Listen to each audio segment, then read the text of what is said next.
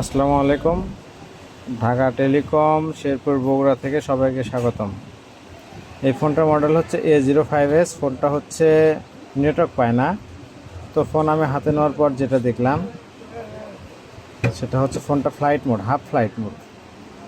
দেখেন, এই অপশনগুলো কিন্তু চালু নাই, যার জন্যে ব্যাকগ্রাউন্ড হচ্ছে ব্ল্যাক। আর এই অপশনটা হালকা চালু, কিন্তু যার এটা হচ্ছে দেখেন ফুল চালু করে দিলাম, ফ্লাইট মোড আসলো। এখন যদি আমরা আইকনের চিহ্নটা দেখি কেমন, এটা কিন্তু ফুল স্পষ্ট। আর যদি অফ করে দেই তাহলে এর মতো হওয়া লাগবে। এটা আসলে এরকম হচ্ছে, তো যার ফলে নেটওয়ার্ক আসতেছে না। তো এটাই আমরা আজকে সমাধান করব।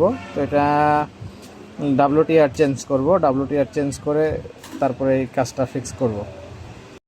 তো RFICটা আমি চেঞ্জ করছি। আমি কিছু ইউটিউবে হেল্প নিছি, প্লাস বর্ণীয় স্কেমেটিকেও দেখলাম। সেখান থেকে যতটুকু বুঝলাম যে RFIC প্রবলেম হতে পারে। তো RFICটা চেঞ্জ করার পর এখন আমি দেখব সিম লাগাইছে এখানে যে হাফ যে ফ্লাইট মোড আছে ওইটা ঠিক হয়েছে কি না। তো আলহামদুলিল্লাহ ঠিক হওয়ার কথা, কারণ হচ্ছে ম্যাক্সিমাম প্রবলেমগুলো এটা RFIC ক্লক এবং RFIC ডাটা, এই দুটো লাইন যখন মিসিং হবে অনেক ফোনে নো সার্ভিস আসবে, অনেক ফোনে আছে হাফ ফ্লাইট মোড আসবে। এটা আসলে সরাসরি CPU থেকে কানেকশন আসে। তো এটা আমি ফোনটা চালু করতেছি। আগে তো গোল চিহ্ন আসতো, যেটা আসলে আমরা সাধারণত নো সার্ভিস বুঝতাম।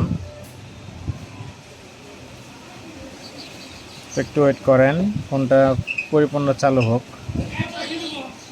ফোনটা কিন্তু একদমই নিউ ছিল। দেখেন এখানে কিন্তু আর কোনো ওই গোল চিহ্নটা নাই, যে গ্রামীণ ফোন লেখা আসছে, আর হচ্ছে আপনার এই যে গ্রামীণ ফোন লেখা, আর হচ্ছে নেটওয়ার্ক আসছে। এটা বার একটু কম যেহেতু অ্যান্টেনা লাগানো নাই। এখন দেখব যে ফ্লাইট মোড হাফ হয়ে আছে কি না।